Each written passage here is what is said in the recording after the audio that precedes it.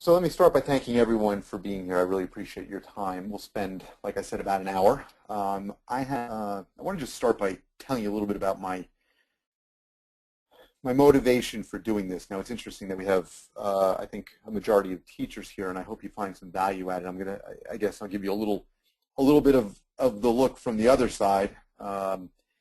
This came about because I was talking with a friend one day, and this was not long ago, whose name we were going to change the name to protect the innocent. His name is Charlie, and he had a son, and his son was struggling somewhat in school. He happened to attend an outstanding school district. But despite that, my friend was doing a lot of complaining about what the school was doing and what the school was not doing. And my question for him was about it. And his response to me kind of startled me. His response was, well, you know what? I'm done with the 6th grade. I just really got the way that parents can best with schools and what type of role they can be most useful, they can take on most usefully in helping their child really develop within the child that love of learning.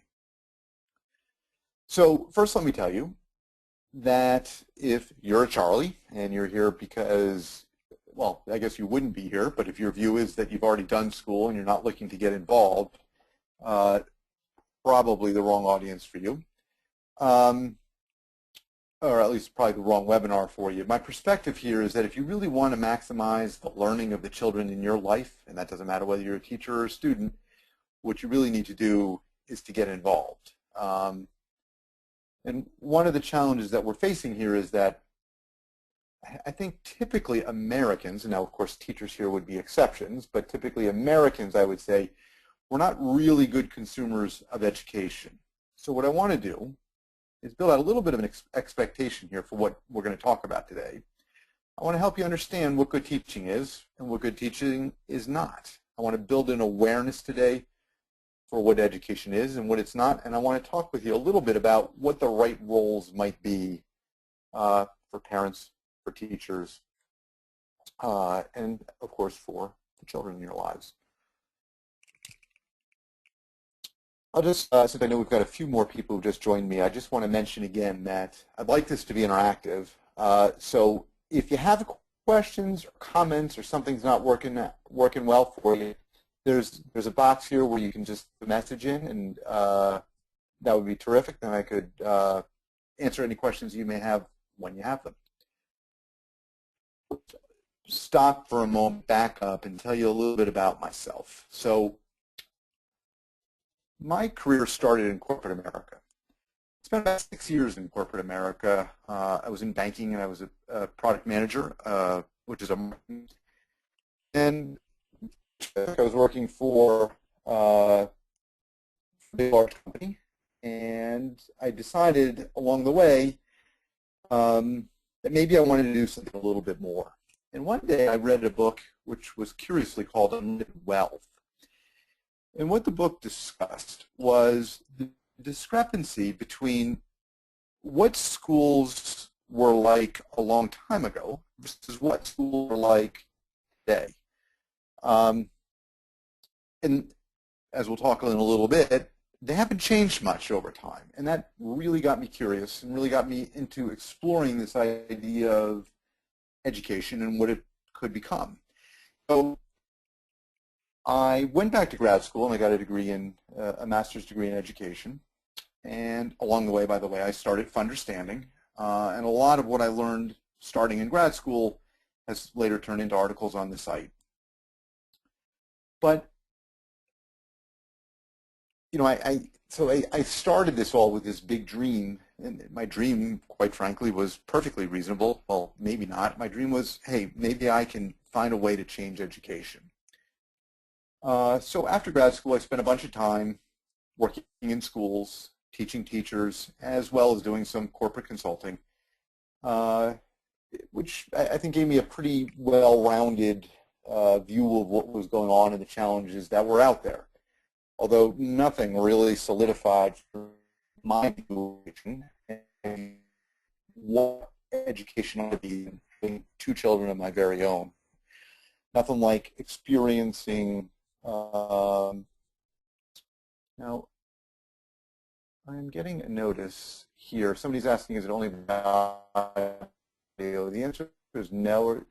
Are you guys not seeing, you should be seeing my screen right now.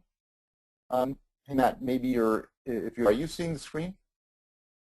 Okay, thank you, Chris, for letting me know. So Danielle, I think you're maybe having a problem seeing the what's on the screen, and if anyone else does, there is some, just maybe type a question, and if you can address it to Matt, maybe he can help you get that resolved. But if anyone else is having a problem, let me know. So what I was saying was, obviously seeing the world through my kids' eyes, it really affected my view of education and just set me on an endless quest to understand what education could and should be about. One thing that I always thought would be an interesting thing to look at is what is going on in the world of education. Like, America is one place. There are schools all over that are teaching, and there's probably a lot that we can learn from them. So I got pretty interested in comparative education. And of late, in particular, and I'd be curious, and again, feel free to make this interactive, leave me comments, or let me know if you've learned much about what's going on in Finland, because Finland is consistently rated at the top of the world schools. There's the kids there generally fare very well on national exams. There are very high standards for employment of teachers. The teachers are very autonomous. There's supposed to be an absolutely terrific relationship between schools and teachers. And I thought it might be fun for us to spend about 1.5 minutes watching a video together. So if you don't mind, I'm just going to play this YouTube video just to sort of, if nothing else, at least give you an impression, a little bit of a vision for where one day we can get to. So just bear with me for a minute.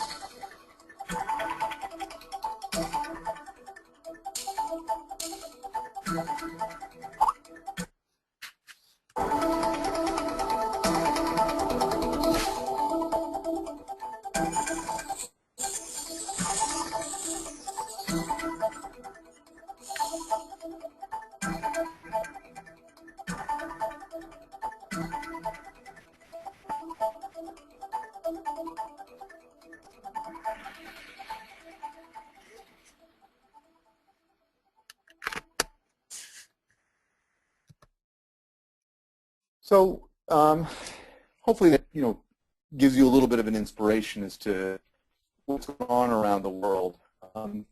Feel anyway that it's just a very valuable model to have. But now, can we just step back for a moment? Because along the way, I had this dream burst a bit for me, and one of the advantages of working with, having your own blog and education blog is you get a lot of really top educators, you get solicited opinions from all over the country, and the general view that that I was receiving was that the general view that I was receiving was that, you know what, this is great, but this is not realistic here, unfortunately. The reality is that I have come to realize, and what we'll spend the rest of our time talking about here today, is these wonderful visions for what we look at around the world, or these marvelous models we hear about for educational reform. My kids right now are in 6th and 7th grade, and it is unlikely that my kids will see a much changed education system in their lifetime. So there's not much that can really help them. And I would say, even if you have children in the 1st, the 2nd, the 3rd, or the 4th grades, the reality is, while school may change a little bit, it is unlikely to change a great deal. I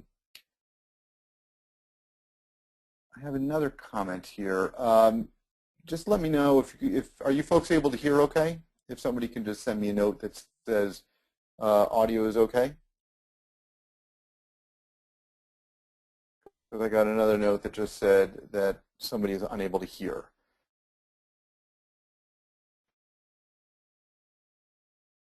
Okay, I'm just going to go on. I'm assuming that people are able to hear me. Let's see.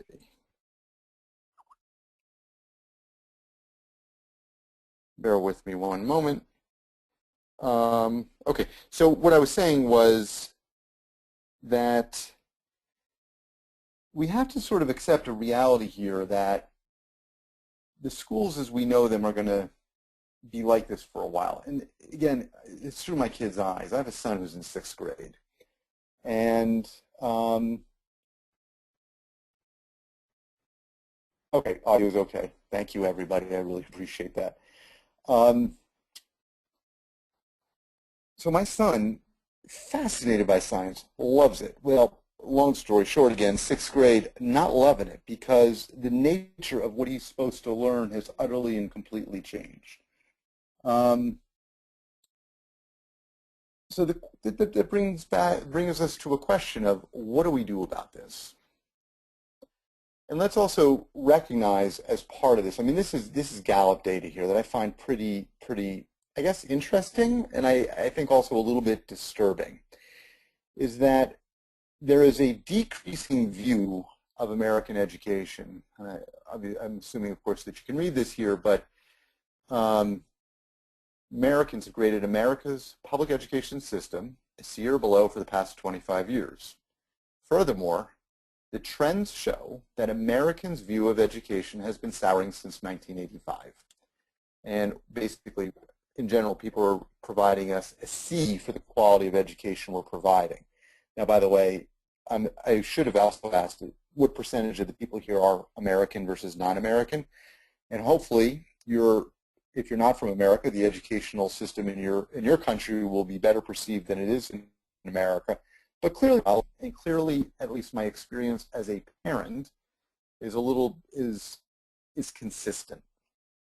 So now we come to the big question: what do we do about it? The first thing we got to do, and by the way, I hear this all the time, the first thing we got to do is stop complaining. I think we need to recognize that each member of the current system can play a very valuable role. We need to recognize what that role is and live within that role. Now, by the way, that isn't to say that if you believe in educational reform, as I do, that you should stop fighting for educational reform. In fact, I would encourage it. I would join you in that. It's just not what we're talking about today. And it's not, I think, what it is that we can, I don't think it's something that we're going to be able to do to have much of an effect in the short term. So we need to reorient ourselves within the current system. And that's where, again, and this is the message I like to bring to Charlie, is that what we have to do is we have to live at cause. If you're not familiar with what that means, we have an agreement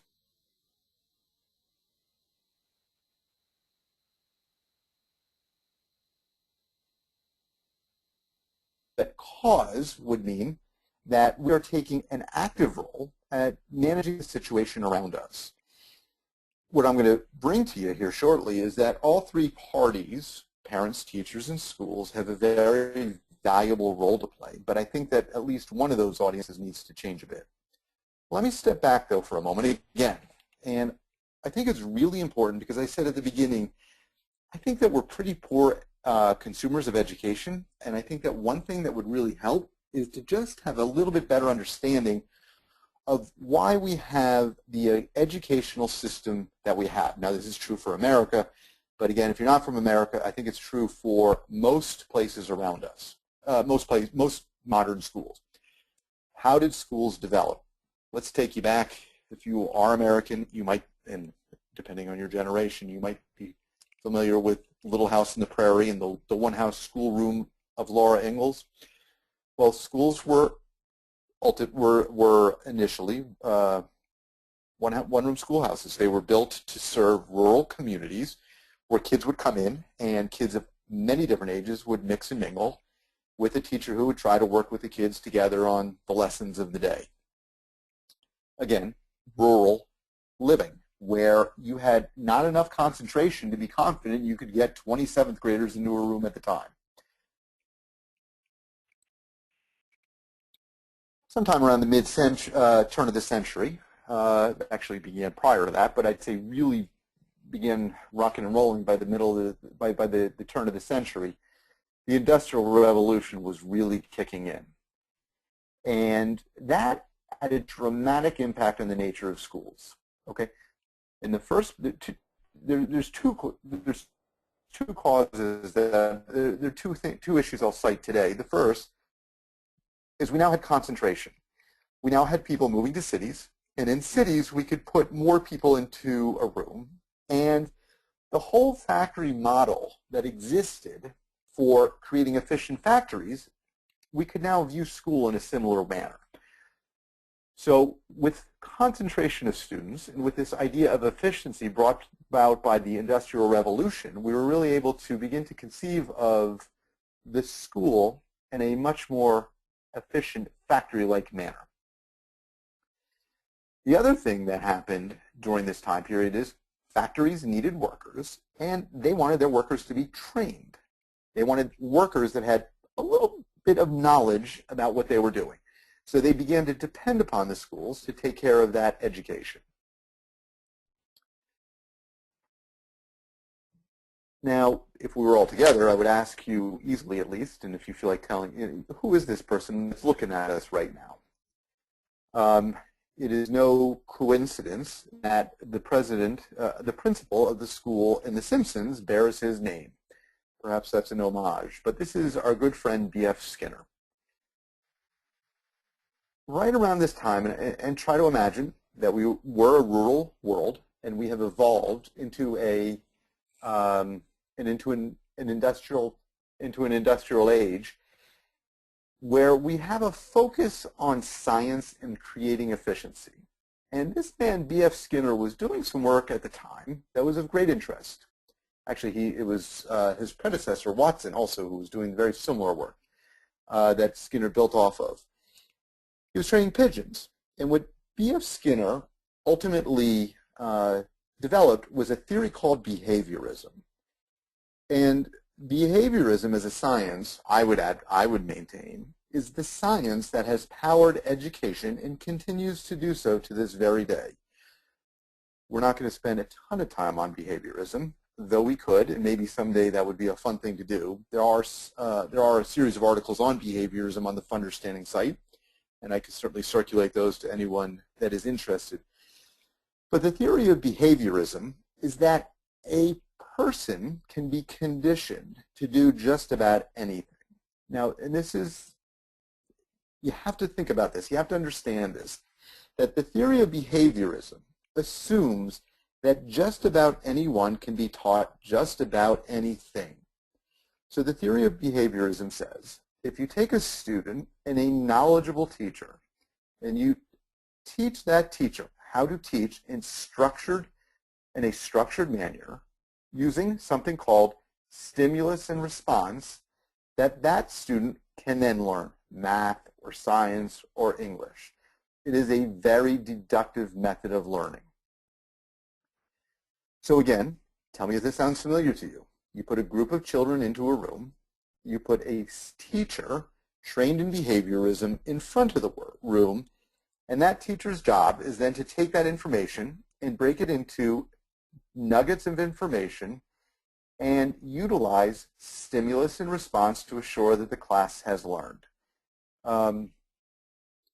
The key here is stimulus and response, where the teacher, the instructor, the knowledgeable instructor provides a nugget and does not proceed until he or she has confirmed through the response that everyone has received that nugget. Very important to provide proper small nuggets, get adequate response, and then move forward, building slowly. That's the model of education that we have followed for years. That is at its root what it is that started American education, and I would maintain that the heart of that remains. Now, also, just so I also want to make it very clear here that behaviorism is not a bad thing. Behaviorism, in fact, can be downright excellent. What I'm going to argue later is that it is one terrific tool that, when used properly, can be highly effective when teaching students.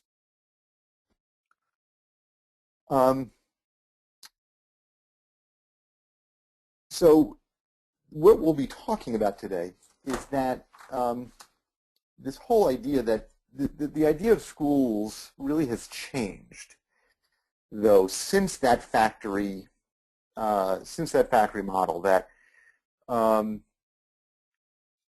the requirements for workers in the 21st century is vastly different than the requirements for workers in the 20th century.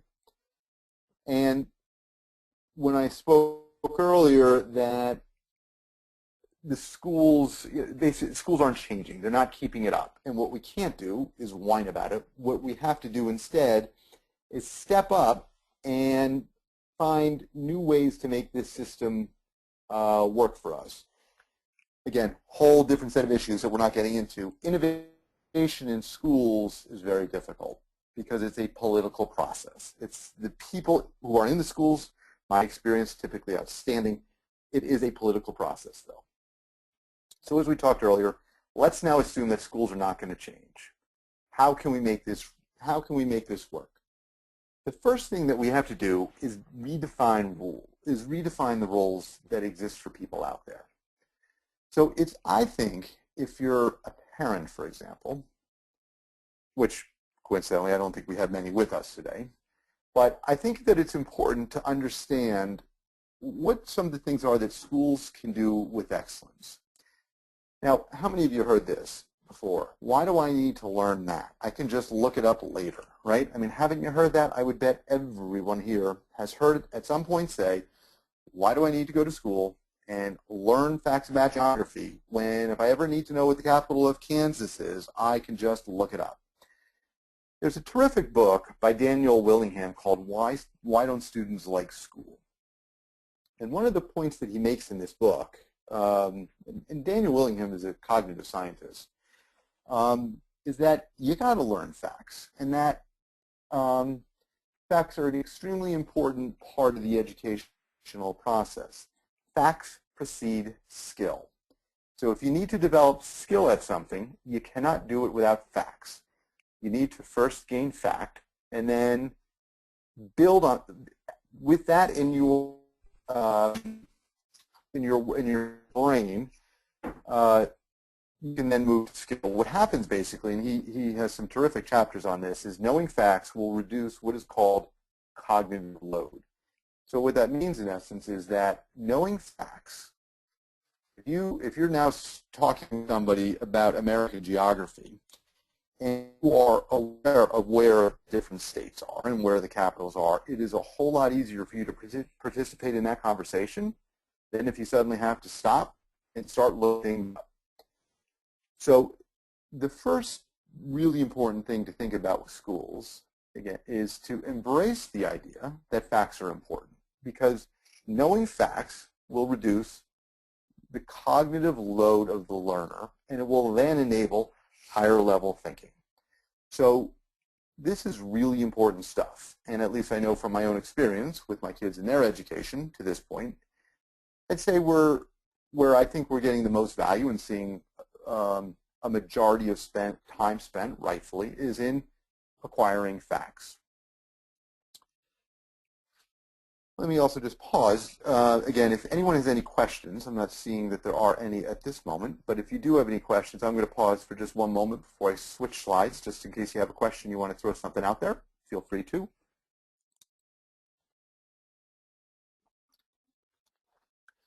Okay, so I'm just going to proceed then. Now let's talk about the other parties in this conversation, which are the teachers. My experience is that schools are inhabited by some absolutely, positively terrific teachers. And when you are lucky enough to come across one of these teachers, you should just be extremely grateful. Because a great teacher, you know, I think it is largely true that most all of us remember a great teacher from their life. And if you've encountered one of these, you have an opportunity to you're really going to benefit. Your child or your student, the learner in your life is going to be a very lucky person.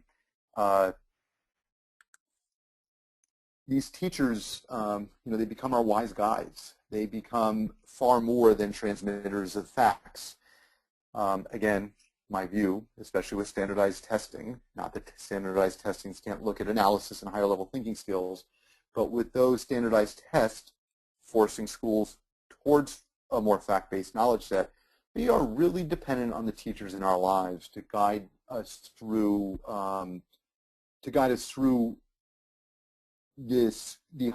higher level skills of thinking and learning.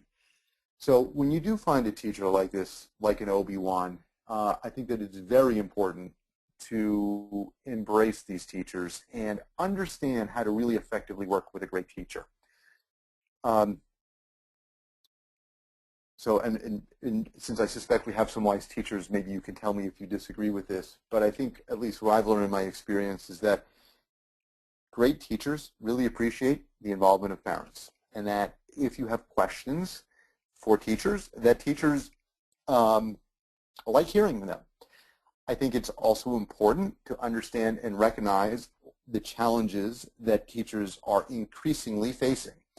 So you're lucky enough to find one of these great teachers. It is very realistic that this teacher has 20, 30 students per class, 6 classes, has homework to get back to, has a level of administration that, you know, I think everybody on this call is probably aware of, but let's just say that it's a very significant amount of burden that they have to take on. So it is very important that as you get involved here that you are sensitive to the way that you interact with these great teachers in your life. And it certainly can go above and beyond parent-teacher conferences. Email is a terrific tool. Hopefully you're part of a school district that enables things like Blackboard or other learning management systems. So that's teachers for the moment.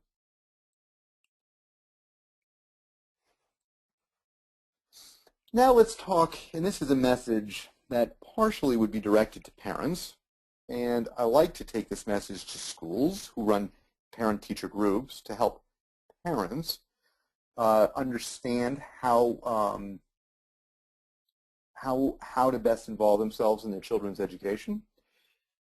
I think that we need to also realize what the end game here is that we're aiming for. So my goal is to really go out and teach kids to love learning. That's the goal. That's what we should all be about. And now in addressing parents, what I want to make sure that parents are understanding is how education works, what the school's role is, what teachers are able to provide, and that there is a process for education that is really, really important, that you really have to, these 2 points here, I think you just have to follow these. I mean, there are a few things in life that I think that you have to do, but these are right at the top of the have-to-do list. The first thing, I'm going to go through these two in reverse order. The first one is you got to focus on effort, not on the grade, and I'm going to explain why that matters. So this is something I talk with parents about all the time, but not only parents. In my corporate consulting, I talk to this about CEOs all the time. both of the 2 points that are here, is that you really have to, when it comes to education, you have to focus on the effort, not the grade.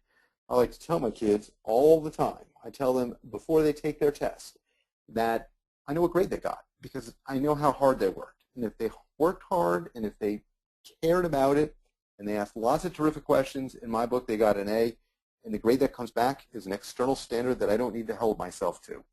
And I believe that in doing that, it allows you to focus better on the process of learning and reduce the stress a bit. And let's talk about why we need to reduce stress.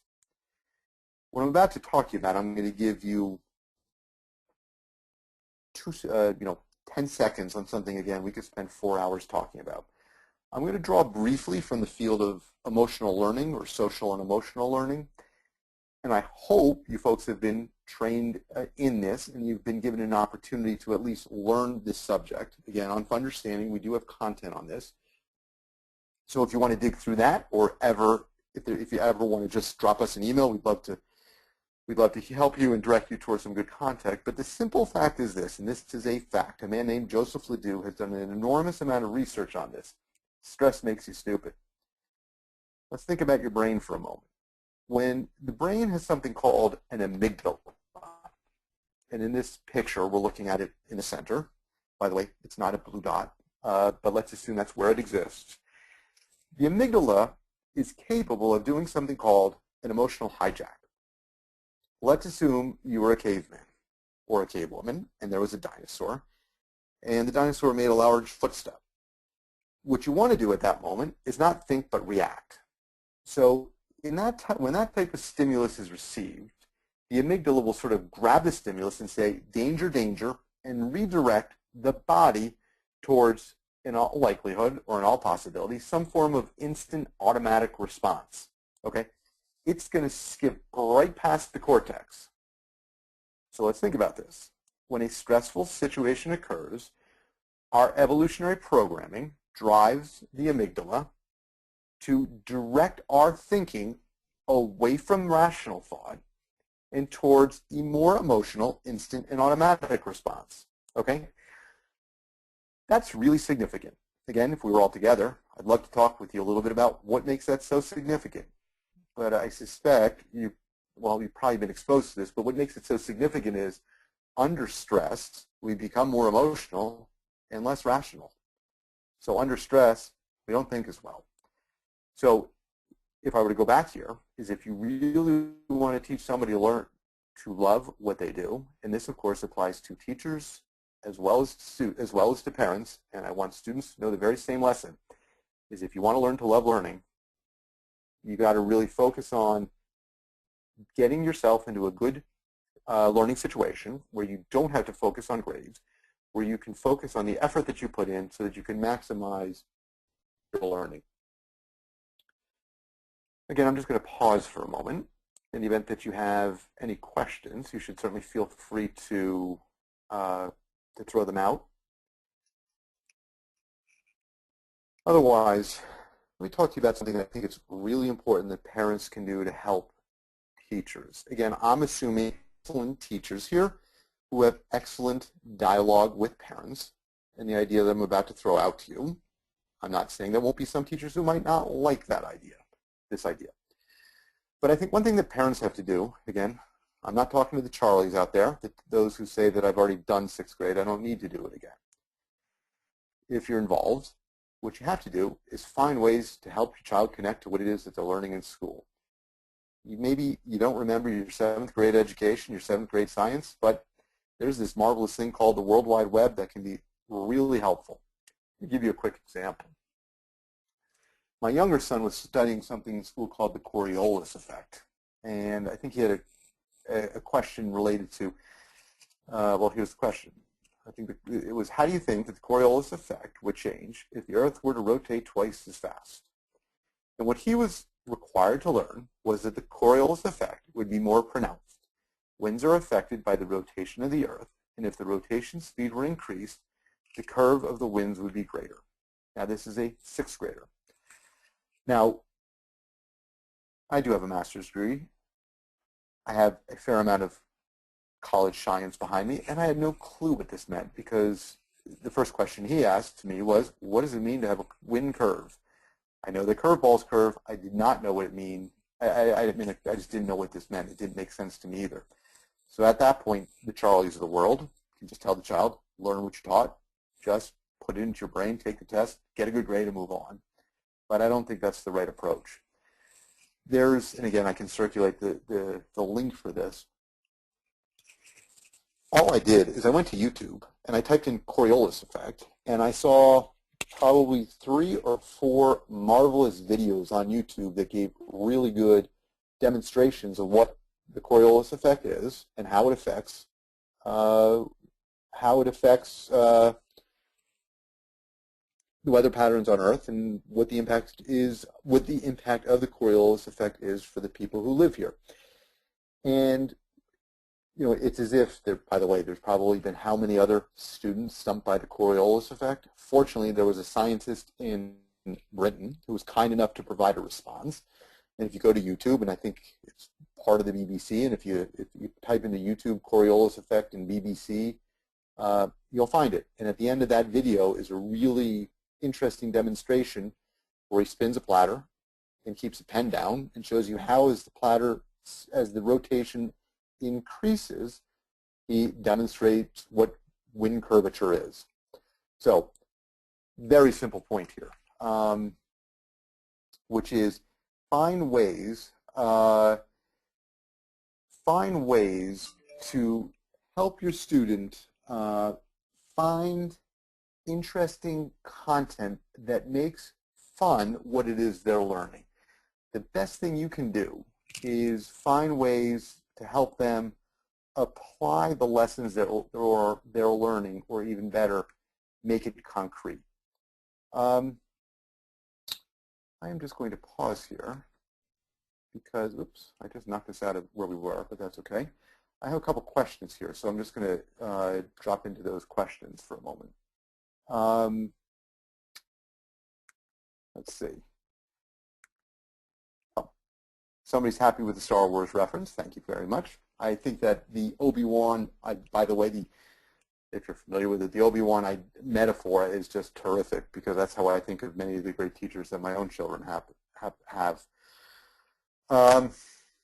Okay, here's a great question. I was just going here. So where I was going with this is I mentioned you have some ideas on how to better help your students. You find this YouTube video. What do you do with it? You send it to the teachers. In my opinion, the Obi-Wans and the superhuman teachers are going to really appreciate it. There are also going to be teachers that do not appreciate that involvement and are going to prefer that not occur, and that is a difficult situation. Again, probably a subject for a different webinar. My own view is you at that stage have to remember, one, what your primary goal is, which is to help the kids in your lives learn better, but do so in a way where you're representing yourself well and to advocate for your point of view in a very socially and emotionally intelligent manner. Parent-teacher conferences help, involving administrators helps, and just being completely transparent about your goals and interests. I have a question here from Nellie, which is, but what happens when some teachers don't appreciate the effort? How many of us have had the experience that when the teacher completes his or her work on their own, the teacher grades poorly, but if the parent completes the homework, the teacher grades it higher? Okay. First of all, Nellie, that's a terrific question. Thank you for sending that in. It is a real issue for sure. So the first thing, this takes a lot of courage, and it takes somewhat of a leap of faith because what you're talking about here is something that is going to occur. It starts with the home. And I think that, so there's two subjects here. There's how teachers grade and how parents react. So what I would say to all parents out there is remind your child it's not the grades that matter. Certainly, it doesn't matter, at least in America, until you get to 10th, 11th, and 12th grade, probably 9th grade, that you focus on the effort. And by the time you get to the later grades, your grades will be where they should be.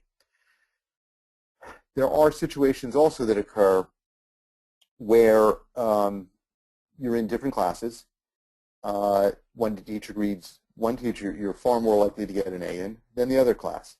And the only thing that I can say there again is, if I'm assuming that this question is coming from the parent's perspective, and if so, that all that you can do is remind that child again and again that it's the effort that impresses, that the effort is terrific, and that the grade is somebody else's standard for what is that's good and not good, and you've got to hold to your own standards. I'm sorry, Kathleen, I have a question from you. I'm not quite sure. Oh, thank you, Nellie. Nellie's telling me she's also a mom. So I'm just going to jump back. You're online with students from Puerto Rico. Oh, that's terrific. Well, hello to everyone out there, and thanks for joining us. I hope I answered your question, though.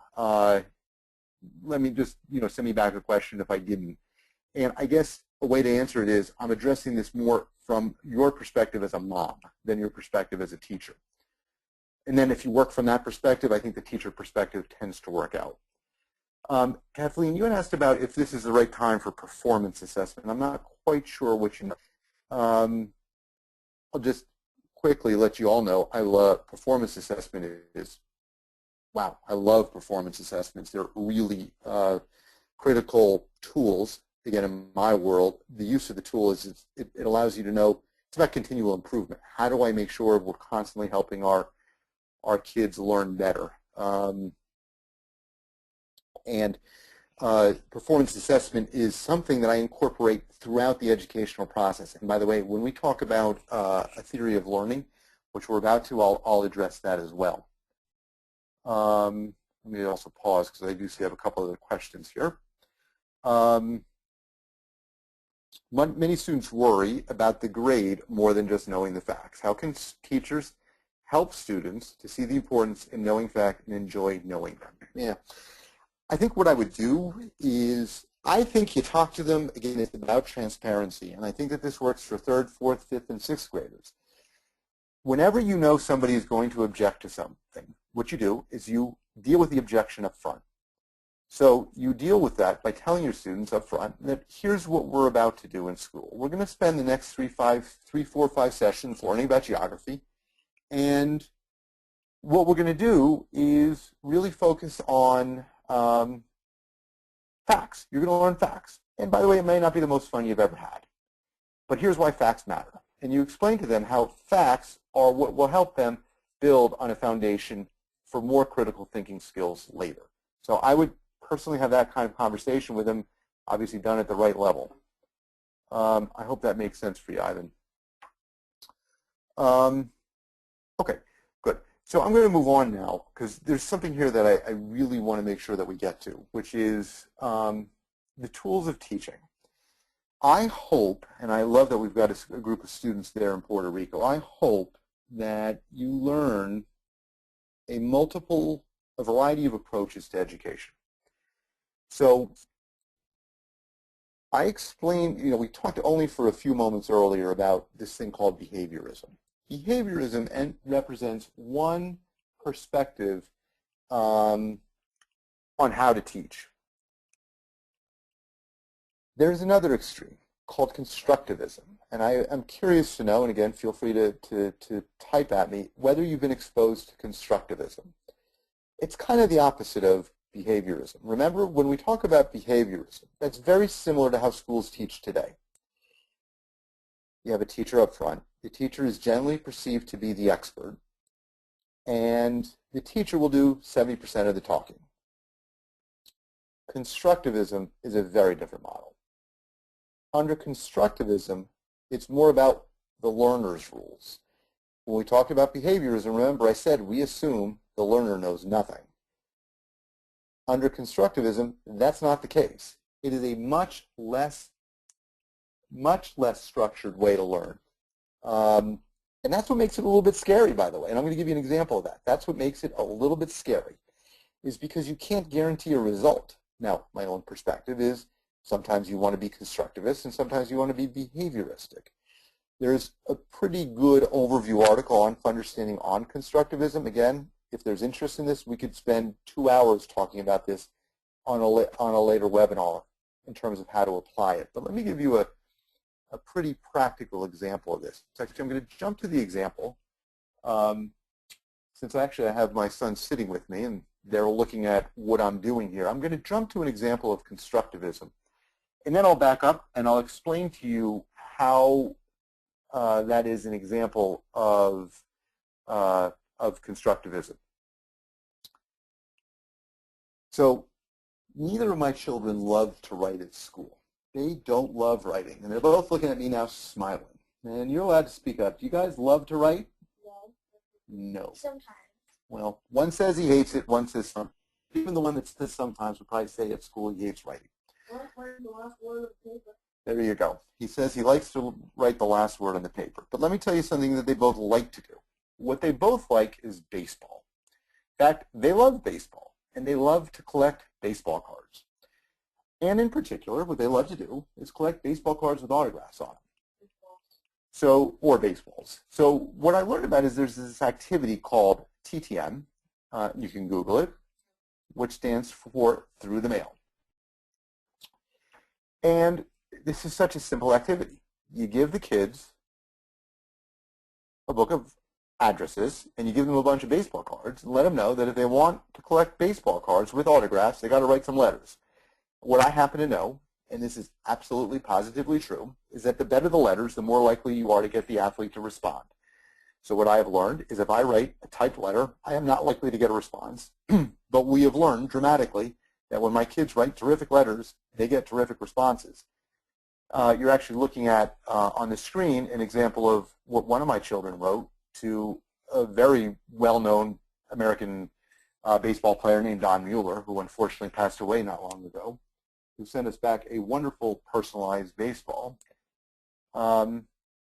And all because of the high quality of writing that my sons did together.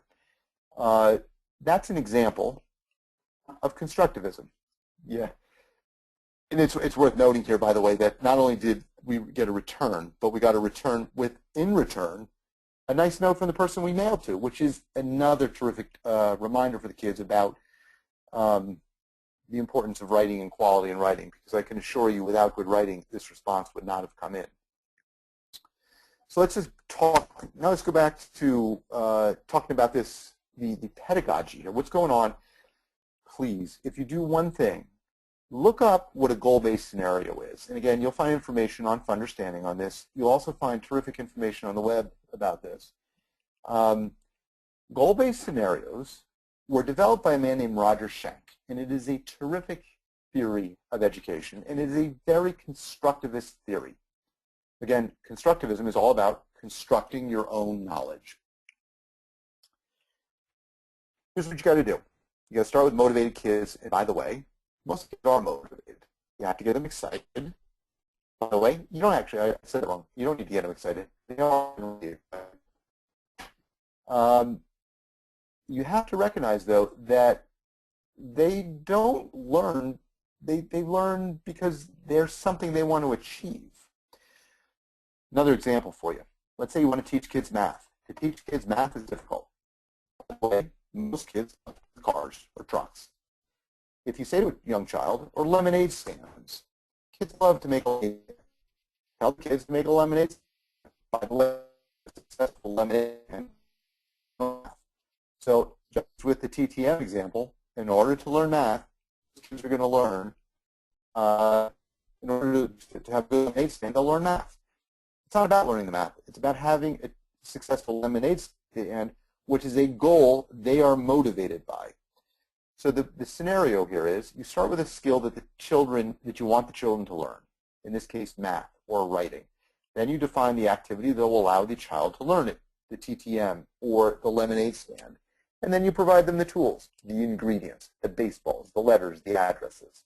And then through it. You become Obi-Wan Kenobi, or you become the terrific teacher, patient mentor you are. Absolutely. Them, challenge them, obviously, up to the point at which stress begins to make them stupid. But you let them construct their own knowledge. And by the way, to do this, you don't have to be the expert in the room anymore. You don't need to be. You're now the facilitator. We could talk, I know we have a bunch of music students here. It's almost the difference between teaching, and by the way, both of these skills are important. You want people to learn facts, basic music theory, but then you need to spend time allowing them their own instruments, allowing them to come up with their own compositions, to go through that and to fail on their own. Once they fail, let's say in musical composition, there will never be a time when they're more interested to gain the knowledge that you're looking for them to achieve. So that model, especially if the stress has been removed and people are feeling safe from trying things and failing to do something you want to do, that relationship between trying something you want, failing at it, at that point that person wants to learn. They're motivated. They're really open to learning the facts that you have to provide them. So what I want to do, and we're running a little low on it, we're doing okay, just running towards the end of our time together here. I want to make, I want to just reference a terrific gentleman whose name is Bob Solow, who writes about choice theory. And a lot of his content is on the Understanding website. It's very relevant to what we're talking about today. I'm not going to go into it today because he actually did the webinar for me, so his content is there. The point that he made is just adding another tool into the teacher's tool set or the parent's tool set is that what all you want to do is Constructivism. It's about intrinsic motivation in the kids you work with. You want to focus on intrinsic reward. Reward students are gaining for their own interests. These are the kids' goals, the students' goals that we're looking to achieve here. And I love this point that he makes, is to remind the kids that they're looking to succeed for their own benefit. It's really a quality system of learning. It's all about quality. And by the way, somebody asked about assessment before.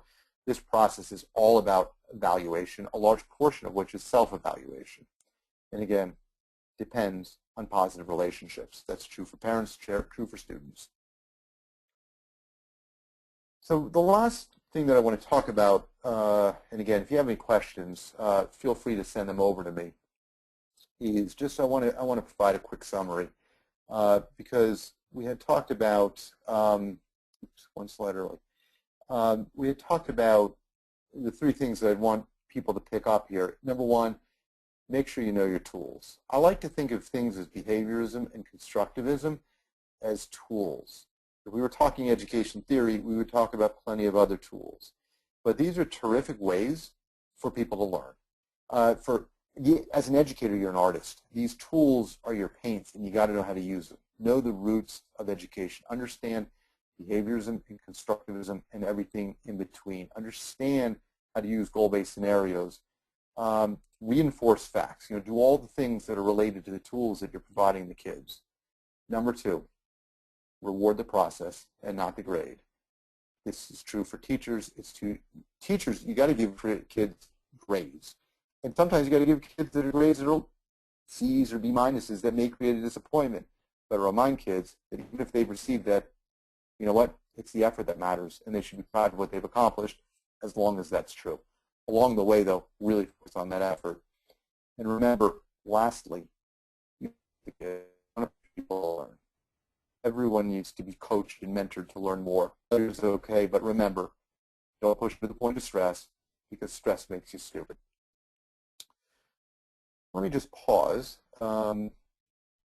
and let me know. These are the much earlier picture of the two who actually surprised me by joining me earlier here. If you have questions, we've got a couple minutes remaining here. Please feel free to shout them out, or I guess you can't really shout them out, but type them out. Otherwise, I'll wrap up. Let's see. I think we might have one question here. We do. How do you know when to use which tool in education? That is terrific. That's the artistry. So we were talking. The short answer to your question, I can't answer that for you. I guess if we had 4 to 6 hours, I could show you ways to begin to think about it. But I can leave you with this: is I bet you already have an idea. I bet you already know.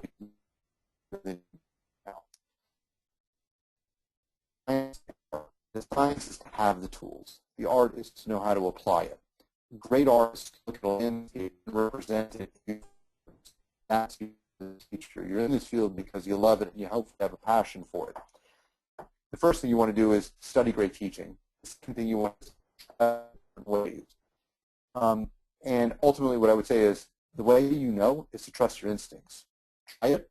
If it doesn't work, continually monitor it and change it. I want to teach you both. And I think you first need to start out with a behavioristic lesson on facts, but I've lost you. I'd stop, I'd go back, and maybe I now throw a constructivistic example at you that will work hard, that will help the students get inspired, and then I can draw you back in.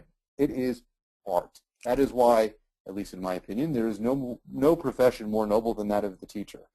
I think that great teachers are completely unappreciated for their creativity and artistry. So yeah, I hope that, I'm sorry if that's not a great answer for you, but I think the short answer for you is that the knowledge for that probably sits within you already. And if you're just learning, just get out there and try it. Just try different things. Know the science, know your tools, get out there, just learn different ways to try and apply. And that's it. I got probably time if there's one more question. Otherwise, I'm going to let you guys know I really appreciate your having taken the time. We are going to send out a follow-up email that will let you know how to access the webinar afterwards. I would love any and all feedback. We're really new at this, so we're looking forward to offering more webinars, and we're looking forward to hearing from you guys what you want in a webinar. So if you don't mind, share feedback with us. That would be very helpful for us. If you want any more information on anything that we've discussed tonight, just drop me a note. And that's it. I thank everybody for coming tonight or this morning or evening, whatever the time is where you are. Thank you, folks.